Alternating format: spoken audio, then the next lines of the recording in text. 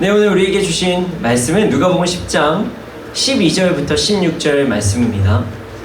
오늘 우리에게 주신 말씀은 누가복음 10장 12절에서 16절 말씀입니다.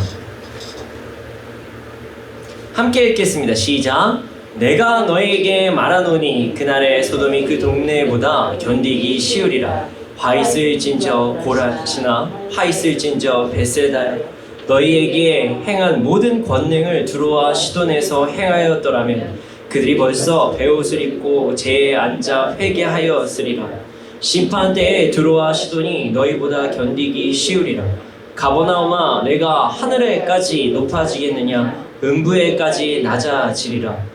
너희 말을 듣는 자는 곧 내 말을 듣는 것이요, 너희를 저버리는 자는 곧 나를 저버리는 것이요, 나를 저버리는 자는 나 보내신 이를 저버리는 것이라 하시니라. 아멘.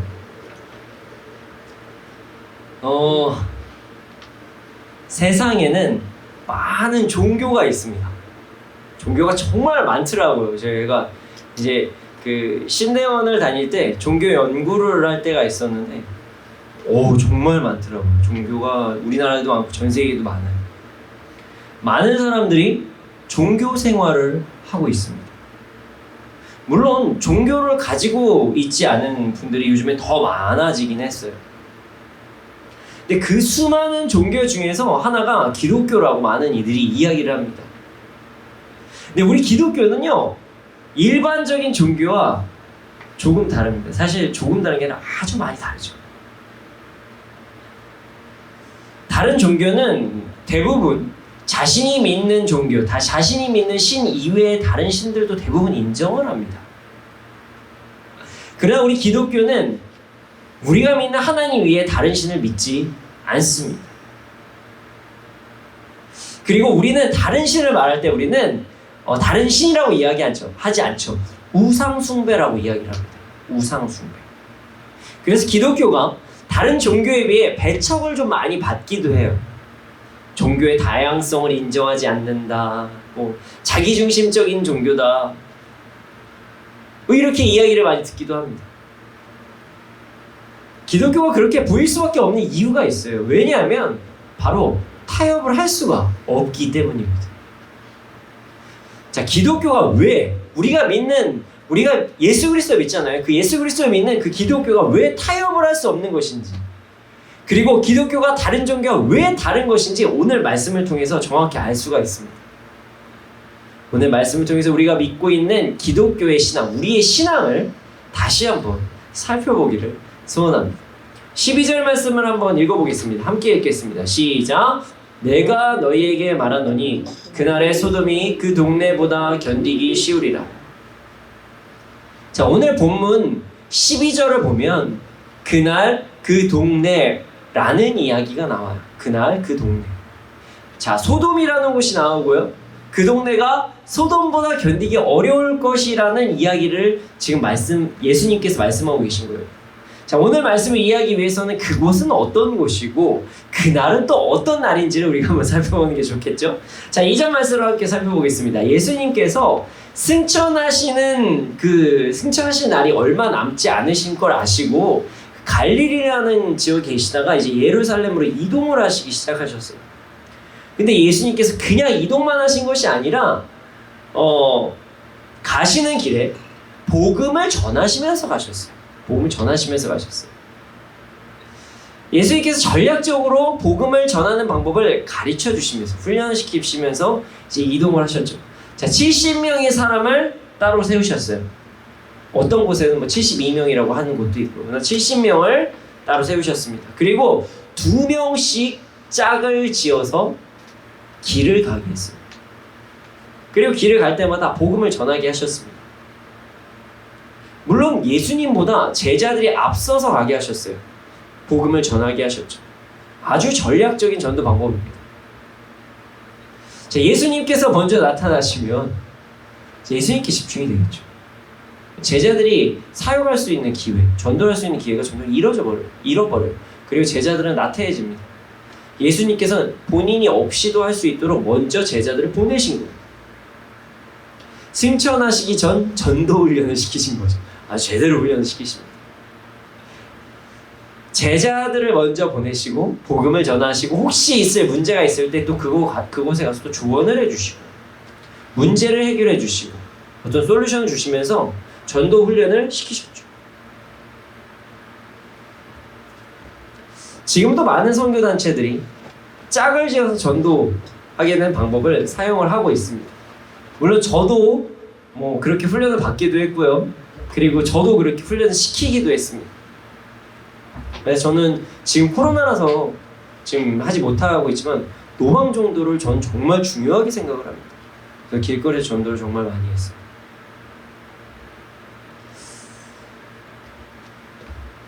그리고 복음을 전할 때 어떻게 전해야 되는지도 예수님께서 말씀을 하셨죠.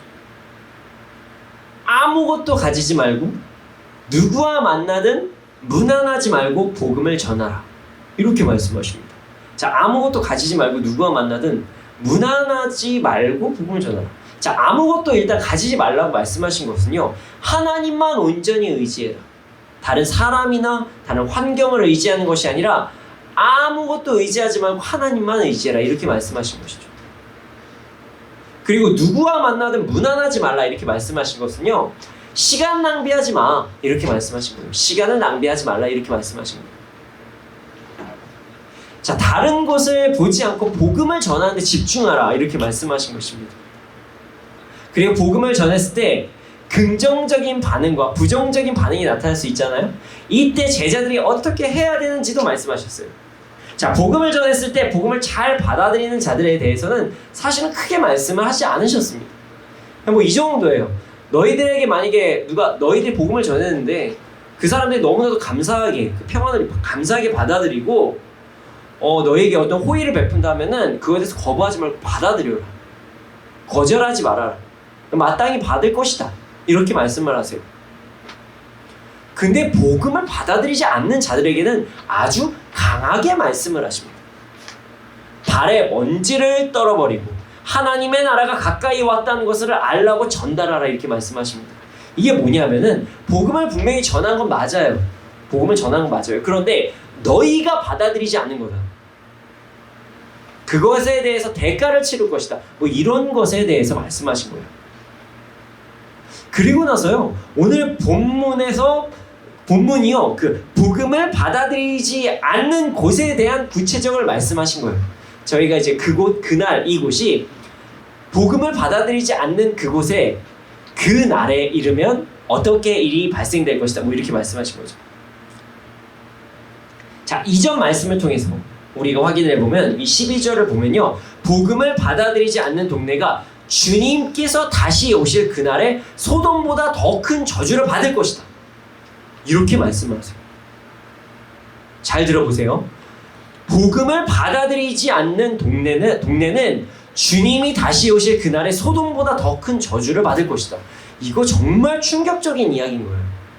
그 당시에는 와, 이거 말이 돼? 너무한 거 아니야? 이런 생각을 가질 수도 있는 말씀이세요. 자, 예수님께서 말씀하신 이 소돔은요, 창세기 19장에 나오는 그런 동네입니다. 당시 소돔 하면요, 너무나도 죄악이 난무되어 있다. 하나님께서 그래서 불로 심판하셨다. 이런 장면이 나온 동네가 소돔 땅이에요. 자, 소돔이 어느 정도로 부도덕했냐면, 어느 정도로 죄가 난무를 했냐면, 자, 소돔을 이제 심판을 해야 되잖아요. 근데 롯이라는 사람을 이제 피신시키기 위해 천사들이 도착을 합니다. 그런데 그 도착한 천사까지도 강간을 하려고 하는, 아주 정말 말도 안 되는, 집단으로 와서 그 사람을 내놔라, 우리가 상관하겠다. 아주 파렴치한 행동을 하는 것이 소돔이었어요. 그런데 지금 오늘 본문을 보잖아요. 너무나도 심각해요. 그런 죄악이 난무한 소돔, 그 소돔이 받을 징계보다 복음을 거부한 곳, 그 복음을 거부한 곳에 대한 징계가 더 클 것이라고 말씀하신 거예요. 이거 충격적인 거죠. 여러분, 복음을 거부하는 것보다 더 큰 죄는 없습니다. 세상에서 도덕적으로 괜찮아 보이는 사람들도 결국에는 심판을 받는다. 왜 그럴까요? 왜 그럴까요? 자, 복음을 받아들이지 않으면 구원을 받지 못하기 때문입니다. 구원을 받지 못하면 천국에 가지를 못해요. 이거 정말 심각한 겁니다. 이 땅에서 어떠한 형벌을 받는 것보다 영원한 벌, 지옥에서 받는 벌이 더욱 크다는 것을 우리는 잊지 말아야 합니다. 냉정하게 이야기하면 이 땅에서 죄를 짓잖아요. 그럼 이 땅에서 벌을 받고 사실 끝나요. 최고가 사형이잖아요. 고문 받기도 하지만 사형이잖아요. 종신형에 처하기도 하지만 최고가 사형이거든요. 그래도 죄는 죽는 거예요. 근데 구원에 대한 부분에서는 죽음 이후에 영원한 벌을 계속 받는 거예요. 그리고 예수님께서 다시 말씀하십니다. 자, 13절 14절을 읽어보겠습니다. 함께 읽겠습니다. 시작. 화 있을진저 고라시나, 화 있을진저 베세다야, 너희에게 행한 모든 권능을 두로와 시돈에서 행하였더라면 그들이 벌써 베옷을 입고 제에 앉아 회개하였으리라. 심판 때에 두로와 시돈이 너희보다 견디기 쉬우리라. 여기서 화 있을진저, 이 단어는요 헬라어 우아이라는 단어를 번역한 것이에요. 이 우아이라는 단어는요 아주 깊은 슬픔을 이야기하는 탄성이라고 이야기를 합니다. 우아이, 그러면 아주 너무 슬프다. 화 있을진저, 이게 그냥 탄식어래요. 어렸을 때 이게 궁금했고, 화가 왜 있지? 무슨 말이지? 이렇게 궁금했었는데 정말 슬프도다, 정말 가슴 아프다, 이런 뜻을 가지고 있는 것이죠. 그리고 나서 고라신과 베세다라는 곳이 나와요. 이곳은요 갈릴리 바다 북쪽 끝에 가버나움 근방의 도시예요. 자, 가버나움, 그곳에서 슬픔이 넘쳐난다고 예수님께서 말씀하십니다. 가버나움에 슬픔이 넘쳐난다.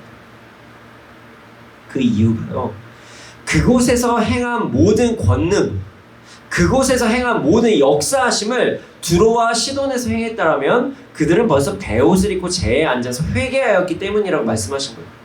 자, 여기서 또 두로와 시돈이라는 동네가 나오죠. 이곳은요 갈릴리 북부의 이방 도시예요. 자, 둘 다 북부죠, 어떻게 보면. 근데 이방 도시예요. 고라신과 베세다는요 예수님께서 주로 사역하시던 곳. 가버나움이라고 얘기하면 우리가 다 많이 들어봤잖아요. 그러나 두로와 시돈은 하나님을 반역하고 악한 행동을 한, 어떻게 보면은 구약시대 때 두로와 시돈에 대해서도 많이 이야기가 나오거든요. 악한 이방인들 이렇게 이야기를 합니다. 그런데 지금 예수님께서 그 사역하시던 곳, 예수님과 그렇게 함께 하던 두로와 시돈보다 가슴 아픈 도시가 고라신과 베세다라는 거예요. 그 이유는요, 그곳은 엄청난 권능을 보고 초자연적인 역사까지도 경험하고 예수님과 심지어 함께 있었음에도 불구하고 그들은 결국 자신에게 이루어 보이는 것, 자신에게 어떤 되게 그냥 즐거워 보이는, 흥미 있는 것, 보여지는 것, 뭔가 이제 눈에 보여지는, 나타나는 것, 이런 것에만 관심을 두고 그 이상의 자신의 어떤 것들을 요구를 하게 되면 그때부터는 복음을 받아들이지 않거나 자기 마음대로 행동했기 때문에 예수님께서 가슴 아파하셨던 것입니다. 만약 두로와 시돈에서 예수님께서 놀라운 그 이적과 기사를 보이셨다면 그들은 베옷을 입고 제에 앉아 회개했을 것이다, 이런 말씀을 하시죠. 이 말씀은요, 베옷과 제는요 애통함을 상징합니다. 자신을 완전히 낮추거나 진짜 처량한 신세다 할 때 베옷을 입고 제에 앉았다, 이런 얘기를 해요. 여기서 베옷은요, 그 착각하시면 안 돼요. 베옷이 그 세마포도 베옷이라고 얘기할 때가 있기 때문에 그 옷이 아니라 그 염소나 낙타털 같은 걸로 만든 아주 거친 옷을 이야기합니다. 어떤 무슨 거친 옷 조각 같은 것들을 그냥 뒤집어 쓰고 아이고 하고 있는 그런 모습을 이야기하는 것입니다. 예수님께서는요 아무리 놀라운 기적을 보아도, 아무리 정말 예수님과 함께 있어도, 그 대단한 분과 함께 있어도 복음을 받아들이지 않고 그냥 자신에게 좀 흥미로워 보이는 것, 나에게 그냥 이로워 보이는 것, 내 생각에만 맞는 것, 내가 받아들일 수 있을 만한 것, 내 감정에서 받아들일 만한 것, 이런 것들만 받아들이는 그 사람들을 보면서 가슴 아파하신 거예요. 그리고 그들도 심판을 받을 것이라고 말씀하십니다.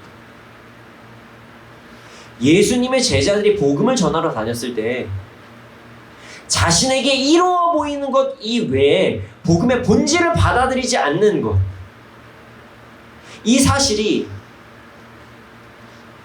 심판을 받을 이방 나라, 이방 민족들의 그 상황보다 더 가슴 아프셨던 거예요. 너네들 나와 함께 있었음에도 불구하고 너네 지금 뭐 하는 거니? 이렇게 가슴 아파하시는 거죠. 그리고 가버나움에 대해서 이 말씀을 하십니다. 15절 말씀입니다. 함께 읽겠습니다. 시작. 가버나움아, 내가 하늘에까지 높아지겠느냐? 음부에까지 낮아지리라.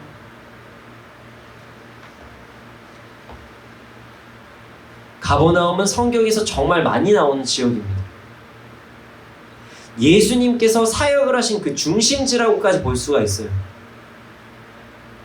그럼에도 불구하고 그들은 초자연적인 부분, 자신의 병 고침, 귀신 들림에서의 자유함, 어떤 놀라운 기적에는 집중했지만 자신이 생각하기에 뭔가 재미있어 보이고 흥미로워 보이는 것, 놀라워 보이는 것, 나에게 이로운 것, 이런 것들은 집중하지만 천국의 복음은 제대로 받아들이지 않았다는 것입니다. 그럼에도 그들은 예수님께서 자기들과 오래도록 함께 계셨다, 이 사실만으로 만족했어요. 그냥 복음을 받아들이는 게 아니라 예수님께서 나와 함께 오래 계셨다, 나 누구랑 좀 같이 있었어, 이것에 만족했던 것입니다. 이들은 복음을 완전히 누리고 말씀에 순종하는 삶을 살아가는 것이 아니라 그냥 슈퍼스타와 함께 있었다. 그리고 흥미롭고 초자연적인 거 내 눈으로 봤다. 이 사실에만 관심이 있었던 것입니다. 예수님께서 그들에게 말씀하십니다. 네가 하늘까지 높아지겠느냐? 아니, 음부에까지 낮아질 것이다. 너희가 하늘까지 높아지겠느냐? 아니, 음부에까지 낮아질 것이다. 예수님과 함께 있었다는 것에만 집중함, 초자연적인 것에만 집중함, 예수님을 구원자로 믿지 않고 주님의 말씀을 따르지 않고 복음을 온전히 누리지 못하면서 잘못된 영적 프라이드만 가지고 있는 자들에게 결국 심판받을 것이다, 이렇게 말씀하신 거죠. 진짜 두렵고 떨리는 말씀입니다. 우리 정말 이건 한번 좀 생각해 봐야 되는 말씀이에요. 그리고 다시 제자들에게 말씀하십니다. 제자들에게 이제 힘을 주시는 말씀을 하세요. 복음을 전하러 가는, 또 다시 한번 나가는 그 70명의 제자들에게 말씀하세요. 자, 16절 말씀입니다. 한번 읽어보겠습니다. 시작.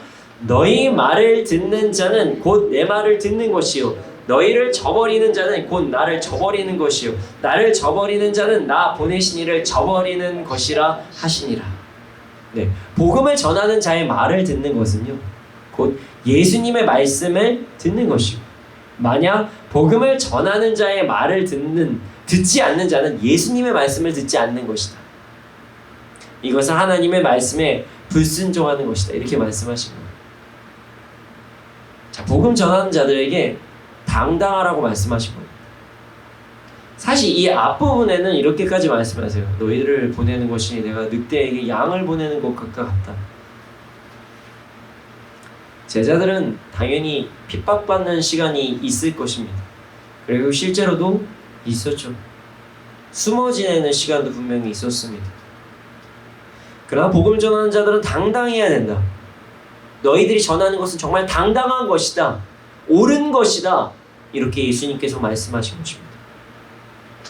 복음을 전하는 자들의 위치가 신의 사자, 하나님의 사자, 하나님께서 보내신 자라는 사실 절대 잊지 말고 환대를 받던 멸시, 천대를 받던 사람들의 대우에 연연하지 말고 복음을 전하라고 말씀하신 거예요. 담대하게 전하라고 말씀하신 것입니다. 여러분, 우리는 복음을 전할 때 당당하게 전해야 된다는 사실 잊지 말아야 됩니다. 그러나 복음을 받아들이지 않는다고 비판을 해서는 안 됩니다. 가슴 아파하시는 거예요. 잊지 마십시오. 왜 안 받으려? 뭐 이렇게 하지 마시고요. 집에 가서 또 이제 그러시지 마시고요. 가슴 아파하시는, 화 있을진지 어떡하니? 자, 오늘 말씀 시작 부분에 우리 그 기독교의 신앙은 절대로 타협할 수 없는 신앙이라고 말씀드렸죠. 오늘 말씀을 통해서 우리가 왜 타협을 할 수 없는 종교인지를 알 수 있을 것이라고 말씀드렸어요. 자, 오늘 말씀을 통해서 우리는 유출할 수가 있습니다. 예수님께서 이런 말씀하셨거든요. 그날에 소돔이 이 동네보다 견디기 쉬우리라. 소돔은 당시 도덕적으로 심각한 문제를 가지고 있는 곳이었어요. 외적으로 좀 아름다워 보이거나 조금이라도 괜찮아 보이는 사람이 나오잖아요. 그럼 당당하게 집단으로 윤관을 합니다. 아주 더러운 곳이에요. 성적 수치심도 없고 매우 심각한 문제를 지닌 곳이었어요. 당시 소돔에 천사가 도착했을 때 사람들이 천사가 머물고 있는 그 롯의 집을 찾아서 그와 상관하겠다고 이야기를 합니다. 강간하겠다는 이야기예요. 롯이 막잖아요. 그래서 안 됩니다. 근데 롯이 막는 것도 해결책도 어이가 없어요. 저에게 딸이 있습니다. 이게 무슨 말인가요? 롯도 이상한 사람이에요. 지금 그런 문화에 빠져서 그 정도예요. 하나님의 자녀라는 사람이고 정말 예수 그리스도는 아니죠. 아브라함과 같이 있었던 그런 사람인데 그럼에도 불구하고 그들과 같이 타락해져서 자기 딸을 말이 됩니까? 몽둥이를 이거라고 싸워야죠. 안 됩니다. 저를 죽이십시오. 이러고 싸워야죠. 그렇게까지 하나님을 따르는 자들도 오염받을 만한 동네, 도덕적으로 엄청나게 타락한 동네, 그것이 소돔입니다. 그럼에도 불구하고 그 지역보다 복음을 받아들이지 않는 지역이 더 큰 심판을 받는다, 이런 말씀을 하세요. 이것 때문에 세상적인 지식으로는 기독교가 이해가 안 가는 거예요. 이 말씀이 진리이지만 세상 지식에서는 이게 이해할 수가 없다는 거예요. 사람들의 말은 어떻게 도덕적으로 완벽하게 잘못을 저지른 사람보다 그냥 예수님만 안 받아들인다는 건데 그게 왜 더 심판을 받냐? 그거 너무한 신 아니냐? 너무한 종교 아니냐? 이렇게 이야기를 우리에게 하는 것이에요. 아니 그냥 예수님만 안 믿을 뿐이고 이 사람 착하고 성실하고 도덕적으로 아무 문제가 없고 근데 왜 나쁜 취급을 받니? 왜 큰 심판을 받아? 너네들 그러니까 이기적인 종교 아니냐? 이렇게 이야기를 할 때가 있는 것입니다. 심지어 우리도 착각할 때가 있죠. 이 사람 너무 괜찮아. 예수님만 안 믿어. 그러면은 뭐 되게 좋은 사람이긴 하죠. 안타까운 거지. 그러나 여러 가지 생각을 들 때가 있습니다. 그러다 보니까 기독교가 너무 독단적이다. 너무 이기적인 종교다. 이런 이야기를 듣기 시작하는 거예요. 기독교는 자기들끼리만 뭉친다. 기독교는 융화를 모른다. 너네 뭐뭐 종교를 봐라. 크리스마스는 부처님이 오신 날 다 같이 어디에서 니네들이 예수님을 위한 플랜카드 저기 어디에도 붙였던데 야 보고 배워라. 이렇게 이야기를 합니다. 물론 세상적인 관점에서 그렇게 이야기할 수 있겠죠. 진리를 모르는 사람 입장에서는 단지 예수님만 안 믿는다고 생각할 수 있는 거예요. 그러나 여러분, 예수님을 믿지 않는 것은요, 복음을 받아들이지 않는 것은요, 단지 예수님만 믿지 않는 것, 단지 예수님만 믿지 않는 것의 수준이 아니라는 거예요. 절대적인 범죄를 저지르고 있는 거예요, 지금. 안타깝지만 그들도 모르게 절대적인 죄를 범하고 있는 거예요, 지금. 그럼 이렇게 질문하실 수가 있습니다. 아니, 예수님을 믿지 않는 게 어떻게 가장 큰 죄입니까? 라고 생각하실 수 있죠. 저도 가슴 아픕니다. 하지만 죄가 무엇인지를 생각해보면 이해할 수 있는 부분이에요. 여러분, 세상의 관점에서 죄가 뭐죠? 세상의 관점에서 죄. 생각해보세요. 이 사람 죄인이에요. 어떻게 하면 교도소로 가거나 구치소로 가거나 하죠? 자, 사람들에게 피해를 주는 행동, 다른 사람의 사유재산을 침해하거나, 아니면 다른 사람들을 불쾌하게 하거나, 인간의 존엄성을 무시하거나, 아니면 그 다른 사람에 대해 상해를 입히거나, 이런 피해를 입히는 행동을 했을 때, 공공 질서를 파괴할 때 세상에서는 죄라고 이야기를 합니다. 자, 그렇다면 세상 기준의 죄는 뭐죠? 사람이에요. 사람입니다. 그럼 말씀에서의 죄는 뭐라고 하는지 아십니까? 하나님께서 기뻐하시지 않는 것들이 죄라고 규정합니다. 하나님께 불순종하는 것이 죄라고 말씀에서는 규정을 하고 있어요. 세상에서의 죄의 기준과 그리스도인들의 죄의 기준은 전혀 다르다는 것이에요. 세상의 기준은 사람이고요. 그리스도인들의 기준은 하나님의 말씀, 하나님이에요. 그러니까 절대로 같을 수가 없는 것입니다. 안타깝지만 융화가 안 되는 것이에요. 왜 이런 일들이 벌어졌을까요? 바로 절대 주권 때문에 그렇습니다. 절대 주권. 세상에서의 주권은 누구한테 있다고 하죠? 나 자신에게 있다고 이야기를 합니다. 내가 선택하고 내 마음대로 행동할 수 있는. 그래서 이런 얘기를 하는 거예요. 내가 마음대로 길을 걸어가는데 누가 나에게 상해를 가했다? 이거 죄지. 내가 나의 진로를 방해했고, 가만히 있는 나를, 내가 남한테 피해도 주지 않는 나한테 어떤 이제 뭔가를 범했으니까.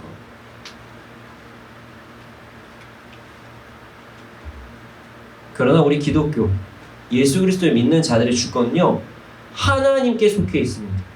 여러분, 우리의 주권은 하나님께 속해 있어요.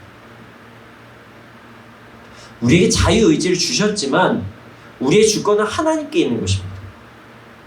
그러니 죄의 기준도 하나님께 주신 말씀이 당연히 되는 것이죠. 그래서 소돔은 사람의 기준에서 극악무도한 죄를 지은 게 맞아요. 저는 그게 죄가 아니라고 하는 것이 아닙니다. 아주 나쁜 죄예요. 정말 나쁜 죄예요. 물론 하나님의 기준에서도 소돔의 죄는요, 극악무도한 죄는 맞아요. 왜냐하면 인간은 존엄성을 무시했거든요. 하나님께서 싫어하시는 성적 부도덕함을 지었어요. 죄죠. 그러나 하나님을 거부하는 것보다 가장 큰 죄는 없기 때문에 소돔보다 더 큰 환난이 있을 것이라고 말씀하십니다. 이런 논리로 따지면 결국 우리는 어쩔 수 없이 타협할 수 없는 신앙을 가질 수밖에 없는 겁니다. 자, 세상의 기준은 사람이에요. 이 사람, 저 사람. 예수 그리스도를 구원자로 믿고 있는 그 기독교의 기준은 하나님이고요. 하나님의 말씀인 것입니다. 그래서 우리의 기준이 말씀이기 때문에 타협을 할 수가 없는 것이에요. 그럼 당연히 여러분, 세상과 부딪힐 수밖에 없다는 것입니다.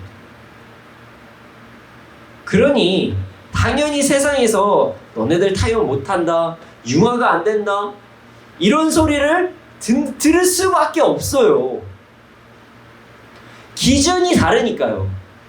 그들의 기준에서 우리가 타협을 못하는 거지만 우리의 기준에서 사실 이게 절대 진리인데 어떻게 포기를 해요? 예수 그리스도를 어떻게 포기합니까? 다른 신은 그냥 우상인데 어떻게 그걸 신이라고 어떻게 우리가 이야기를 해요? 그냥 우상인데.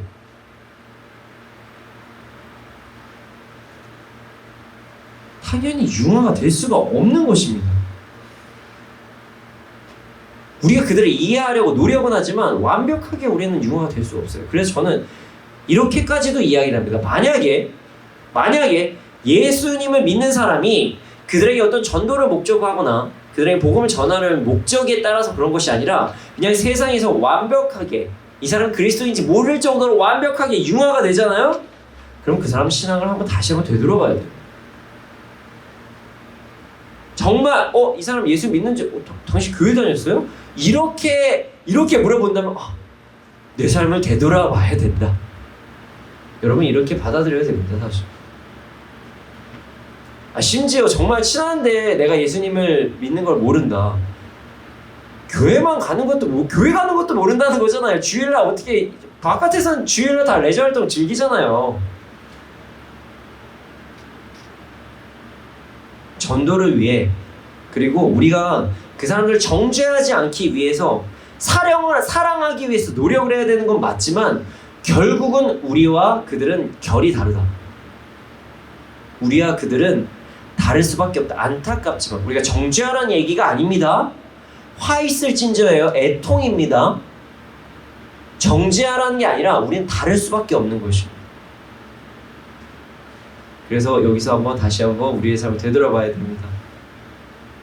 만약 어떤 분을 존경하는 분이나 친한 분이나 아니면 깊은 관계를 맺는 분 중에서 이 사람 진짜 사람 너무 좋아. 나 예수님만 안 믿어. 이런 생각을 하신다면 다시 한번 생각해 보십시오. 가장 큰 겁니다. 예수를 믿지 않는 거는. 자, 오늘 조금 더 본질적인 신앙에 대해서 한번 이야기를 해보고자 합니다. 우리의 신앙에 대해 생각해 볼 수 있는 질문을 제가 한번 해볼게요. 자, 여러분, 기독교와 예전에도 한번 나눈 적이 있는 것 같아요. 기독교와 우상숭배의 본질적 차이는 무엇일까요? 기독교와 우상숭배의 본질적 차이. 여러 가지를 이야기할 수가 있겠죠? 기독교는 살아계신 하나님을 믿는 것이고, 우상숭배는 죽어있는 아무것도 아닌 것을 믿는 것이다. 이렇게 이야기하시는 것. 그것도 맞는 말입니다. 어느 정도. 그러니까 사실 완벽한 답안이라고 보기는 좀 어렵습니다. 자, 기독교와 우상숭배의 본질적 차이는 뭐냐면요. 하나님을 위함인가? 나를 위함인가입니다. 기독교와 우상숭배의 본질적인 차이는 하나님을 위함인가? 나를 위함인가입니다. 이게 무슨 말이지? 라고 생각하실 수도 있어요. 그래서 조금 더 설명을 해보자면 신앙의 중심이 어디에 있느냐에 따라서 내가 지금 예수를 믿는다고 말을 해도요 우상숭배처럼 믿는 것일 수도 있다. 우리가 한번 생각해 봐야 된다는 것입니다. 너무 극단적인 얘기 아닌가요? 하지만 자, 이제부터 제 얘기를 한번 들어보세요. 자, 기독교는요 유일신 하나님을 믿는 신앙입니다. 자, 근데 유일신 하나님께서 우리의 창조주이시고요, 우리는 그분을 찬양하기 위해서 이 땅에 존재합니다. 그래서 우리의 삶의 기준은 나의 이익이 아니라 하나님의 말씀이라는 사실을 믿고 행하는 것이 기독교 신앙의 본질이에요. 자, 그렇다면 기독교의 신앙은요 하나님 중심의 신앙이겠죠? 그렇죠? 근데 우상숭배는 다릅니다. 전혀 달라요. 자, 내가 나의 어떠한 문제를 해결받기 위해서 어떤 신과 거래를 하는 거예요. 우상숭배는 거래를 하는 신앙입니다. 자, 내가 복을 받기 위해서 어떤 신과 거래를 하는 거예요. 그래서 이런 얘기를 합니다. 모든 우상숭배의 시초는 기우제다. 이렇게 종교학을 할 때 이런 얘기를 해요. 기우제. 자, 기우제 들어보셨나요? 비가 오게 하려고 하는 어떤 행위들, 종교적 행위들. 자, 인류가 농사를 짓기 시작할 때 비가 정말 물이 필요했어요. 근데 비라는 것은 인간의 노력으로 불가능했습니다. 그래서 어떤 가상의 존재를 만들어서 내가 어떤 그 존재에게 열심으로 뭔가를 하면은 내가 원하는 바를 들어주지 않을까? 라고 생겨난 종교가 어떤 우상숭배의 시작이라는 것이죠. 그래서 우상숭배는 나 중심으로 돌아갈 때 우상숭배가 될 수 있다는 것을 잊지 말아야 됩니다. 그럼 누구나 이렇게 말씀하실 수도 있어요. 하나님께 기도하지 않습니까? 그럼 문제 해결해달라고도 하고, 그럼 저 이거 우상숭배인가요? 그렇게 말씀하실 수도 있죠. 말씀에 분명히 나와 있습니다. 항상 기뻐하라, 쉬지 말고 기도하라, 범사에 감사하라. 사실 우리가 어떤 것을 구하는 것은 절대로 잘못된 게 아닙니다. 분명히 구하라고 말씀하셨어요. 저도 매일 구합니다, 여러분. 저도 막 여러 가지를 막 구해요. 은혜도 구하는 거잖아요, 그것도. 뭐 우리의 인생의 모든 세상에서의 문제도 구하잖아요. 저도 구합니다. 네, 저도 구해요. 그러나 어떤 상황이 돼도 하나님을 향한 믿음과 행동은 멈추지 말라고 말씀하신 것이 항상 기뻐하라, 쉬지 말고 기도하라, 범사에 감사하라. 이 말씀입니다. 어떠한 상황에서도 이렇게 하라는 것이에요. 하나님께서 우리의 기도에 응답해 주시겠죠. 그러나 우리가 원하는 방향으로 응답이 되지 않아도 항상 기뻐하고 쉬지 말고 기도하고 범사에 감사한다면 이건 우상숭배랑 전혀 다른 거죠. 그렇죠? 이렇듯이 기독교와 우상숭배는 하나님 중심, 인간 중심이라는 차원에서 전혀 다른 모습을 보입니다. 자, 이제 우리의 신앙을 되돌아가기 원합니다. 여러분은 어떤 신앙을 갖고 계십니까? 정말 예수님을 믿고 계십니까? 아니면 하나님이라는 신을 나를 위해 믿고 있습니까? 되게 무서운 얘기죠. 우리가 예수 그리스도를 믿고 그리스도인이라고 말은 하지만 온전한 신앙을 가지고 있지 않을 수도 있다는 것입니다. 물론 여기서 연약함은 좀 다릅니다. 주님께서 나의 주인이라는 걸 인정은 하지만 나의 연약함 때문에 너무 힘들어서 이 연약함을 좀 제거해 주세요. 이렇게 기도하신다면 그건 괜찮은 거죠. 노력 중이시니까요. 어떻게 사람이 완벽하겠어요. 저도 연약한 부분이 많습니다. 그러나 만약에 우리의 신앙을 돌아볼 때 나 중심으로 하나님을 믿고 있다면 우리는 우상숭배와 다를 바가 없을 수도 있다는 것을 잊지 말아야 됩니다. 기독교는 예수님을 유일한 구원의 통로로 인정하고 하나님께 우리의 주권을 올려드리고 순종해 나가는 종교입니다. 신앙이죠. 이것이 진정한 우리 기독교 신앙의 본질입니다.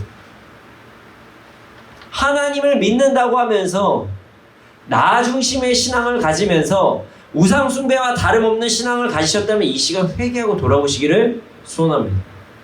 그냥 내 마음에 들지 않으면 예배 제대로 안 드리고 내 감정이 허락하지 않으면은 그냥 용서 못하고 내 감정에 내 생각에 내 기준에 내가 좋아 보이는 것에 합당하면 하나님을 따르고 그렇지 않으면 따르지 않는다면 이것은 나의 신앙을 다시 한번 점검해 봐야 된다는 것입니다. 너무 극단적인 이야기인가요? 그렇게 생각하실 수도 있죠. 그러나 우리 기독교 신앙의 본질이 하나님 중심이기에 이것이 어쩔 수 없는 진리라는 것을 잊지 말아야 됩니다. 물론 100% 하나님 중심으로 사는 사람이 어디 있냐고 물어보신다면 저도 모르겠습니다 라고 대답할 수밖에 없어요. 저도 사실 100% 그렇다고 자신하지 못합니다. 냉정하게 저도 저희 연약함을 알잖아요. 그러나 우리는 진리를 따르며 살아야 한다고 하나님 중심의 신앙을 가지고 살아야 된다고 이야기할 수밖에 없습니다. 어쩌겠습니까? 저도 어렵지만 그렇게 노력하려고 정말 노력합니다. 안 될 때가 너무 많아요, 저도. 그래서 진짜 고민하고 해요. 그래서 여러분들이 보시는 그 믿음의 선택이라는 책 있죠? 사실 그 책이 제가 저 스스로 훈련하기 위해서 처음 시작했었던 내용들이에요. 그러다 책까지 저만 하는 것이 아니라 다 같이 해보자 해서 책까지 발간을 한 거죠. 그래서 믿음의 선택은 일반 책이 아니라 소그룹 그 소책자, 그 훈련 소책자라고 이야기를 하는 것입니다. 하나님께 주권을 온전히 올려드리는 것이 제가 너무 힘들어서 씨름하다가 만들어낸 책이 믿음의 선택이에요. 저도 살면서 제가 그때 왜 그랬을까? 내가 그때 왜 그랬을까? 이랬었던 적이 한두 번이 아닙니다. 저도 연약합니다. 주님 앞에 저도 부끄러울 때가 참 많아요. 그러나 안 된다고 그냥 포기합니까? 야, 나 이 모양이니까 나 이렇게 살아야지. 그럽니까? 그냥 몰라. 그냥 대충 살다가 이번 생은 망한 것 같아. 그냥 잠이나 자자. 그리고 넘어갑니까? 아이, 그냥 몰라. 나 안 할 거야. 뭐 이러고 넘어가야 됩니까? 아니죠. 끝까지 포기하지 않고 싸워가며 하나님께 주권을 드리며 나아가는 것을, 그리고 점점 이 땅에서 성령의 열매를 맺어가는 것이 이 땅에서 우리의 역할이라는 걸 잊지 말고 나아가야 됩니다. 여러분, 우리 모두 하나님 중심의 신앙을 잘 지키며 나아가 봅시다. 세상은 우리가 그렇게 신앙을 지킬 때마다 분명 타협이 없다, 융화가 안 된다, 이성적으로 생각하면서 믿어라, 여러 가지 이야기를 분명히 할 거예요. 심지어 여러분 믿고 있다고 하는 사람들도 여러분들을 비판하고 유혹하실 수도 있어요. 너무 율법적이다, 적당히 해라, 너만 믿냐, 하나님은 우리를 사랑하신다, 너 그러면 전도도 못할 거다, 사람이 너무 곧다, 그러다 부러진다. 부러지죠 뭐. 네. 그래서 우리가 이 땅에 걸음이 되는 거죠. 물론 오해는 하지 마십시오. 우리가 열심히 한다고 하나님의 사랑이 커지고, 우리가 덜 열심히 한다고 하나님의 사랑이 작아지고, 이런 건 절대 아닙니다. 절대 아니에요. 그러나 성경 어디를 봐도요, 적당이라는 말은 절대로 없습니다.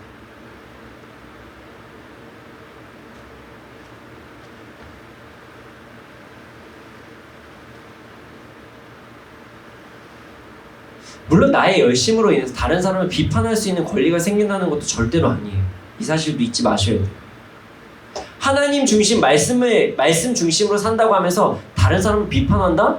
그러면 안 되겠죠. 제가 지금 말씀드리는 거는 나의 신앙을 얘기하는 거예요. 다른 사람을 비판하기 위해서 말씀드리는 것이 아닙니다.